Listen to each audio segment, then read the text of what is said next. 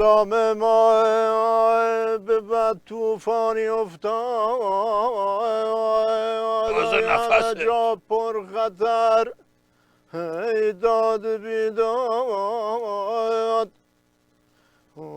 شعار مرگ بر من داد عظما خودش گفته که لعنت بر خودش باد ای داد بیداد مرگ بر خامنه ای مرگ بر خامنه ای بلند بگین مرگ بر خامنه ای. ناکس چه خبر شده که تو هم شدی که اینه ملت همینجوری شعاره تو کوچه خیابون ملت رو تکرار میکنی میگی مرگ بر خامنه ای؟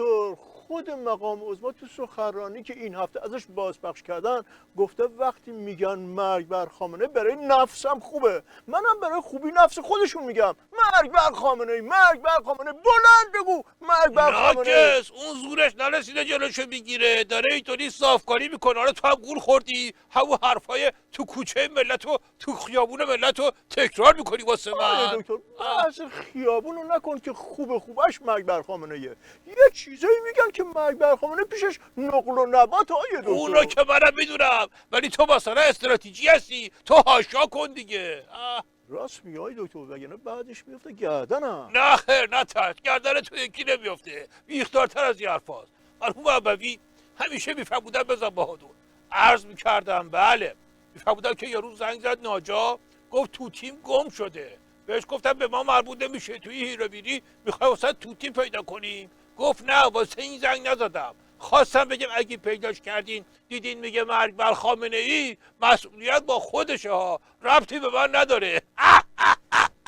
روشن شد یا بفرستم چند تا شعار بدی و بیای؟ آی دکتر دمت گرم، حالا دیگه ما رو کردی توتی قربونو بدارم، ولی من شاهد بودم دکتر که شما هم تو این شعار با من همراهی کردید. گرد و خاکش نکن، یه شاهد که چیزی نیست، میشه راحت سر به نیستش کرد. مرحوم ابوی همیشه میفرمودن بزن بهادر.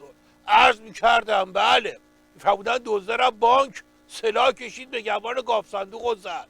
بعد گفت کی دید من اینو زدم؟ یکی گفت من. دزد اونم زد. گفت دیگه کی دید؟ یارو که با شریکش خورده حساب داشت گفت آقا جون من ندیدم ولی این شریکم دید. روشن شد یا اینجا نسا؟ برو سر سوال بعدی. آیه دکتر، تو این تظاهرات نهم دی واسه روحیه دادن به بسیجیه بود، بعد چرا بیشتر این ترساندشون؟ آخه آسانسوری اومدیم پایین، هی کوچیکش کردیم. خب معلومه که دیگه پشمی به امامه نمونده دیگه. اول تظاهرات های نظام تو میدون آزادی بود، پارسال شد مصلا، بعد شد میدون انقلاب، امسال گفتن میدون امام حسین با یه راهپیمایی بعد راهپیمایی هم بیخیال شدن. خب دیگه بسیجی هم که باشی صدای شکستن شاخو میشنوی. مرحوم ابوی همیشه میفرمودن بزن بهادر. عرض میکردم بله، میفرمودن افسر جلو موتورسیکلت رو گرفت گفت موتورت پلاک نداره 100 تومن جریمه ای. بعد موتوری پیاده شد، معلوم شد خیلی مرسی هیکله. گفت چی گفتی؟ افسر گفت اینجا عرض کردم که یه پولی بدین و تشریف ببرید. موتوری گفت بی خود کردی؟ افسر گفتش که بله بی خود کردم. گفتم پول که اصلا بی خود کردم، اجازه بدین که 2 دور با موتورتون فقط من دور میدون بزنم. موتوری گفت صحبت اضافه نباشه. افسری گفت یه دور چی؟ یه دور اجازه هست؟ موتوری یک تشر اومد براش که چی؟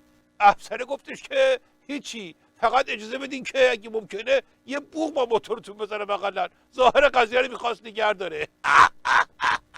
روشن شد یه همچین تشر بیا برات که به بوق زدن راضی بشی. آی دکتر لازم نیست، چیزای ترسناک زیاد دارم.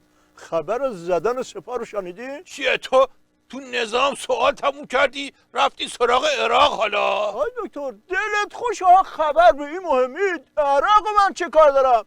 تو ناف تهرون زدن قربونت اونه برم. که قراری صحبتشو بکنیم که هیچی نبود. سخنگوی قرارگاه خاتم الانبیا گفته همه ساختمونا سالمن، چیزی نبود. ولی بعدش گفت که یه موتوری اومده با ترقه زده. خب ترقه که طوری نیست که الان گفته باشه. آخه بعدش هم گفتن که این ترقه آتیشزن بوده. ولی گفتن که آتیشزا که بوده خورده به دیوار. بعدش گفتن آقا یه بنری هم بوده اونجا رو دیوار آتیش گرفته. تو نمیشه یه ترمزی بزنی دیگه بعدشو نگی؟ ناکس اون 4 تا دیر بسیجی هم که مونده بودن تو سکته دادی.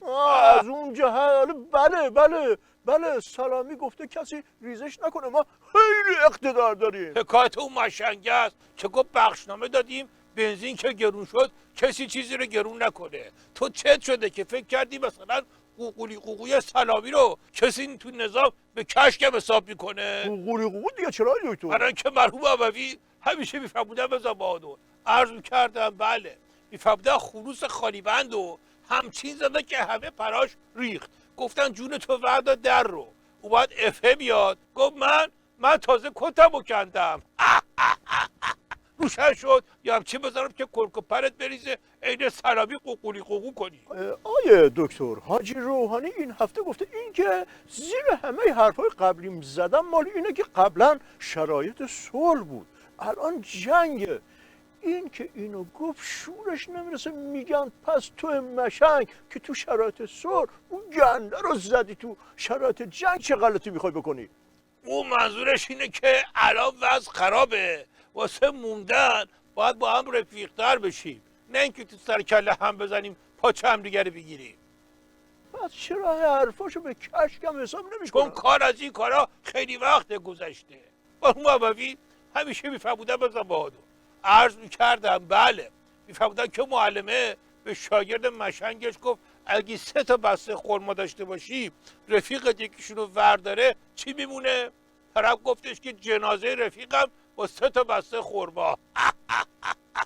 تازه مگه حرف مقام عظما رو به اندازه بلا نسبت چیزی حساب میکنن که حرف حاجی روحانی رو کسی حساب بکنه؟ ناکس. آیه دکتر من اعتراض دارم. داشته باش. تو شرایط بحرانی و جنگی ما باید توی سنگر باشیم با هم دیگه. شما رو دوباره سنگ و برداشتی زدی تو سر مقام عظما. اون بدبخت خودش میگه مرگ بر خامنه رو شنیده، شما بلش نمیکنی. ناکس من بلش نمیکنم. خوبه همه دیدن تو برنامه تو با ترانه شعار مرگ بر خامنه ای چیزی کردی. حالا داری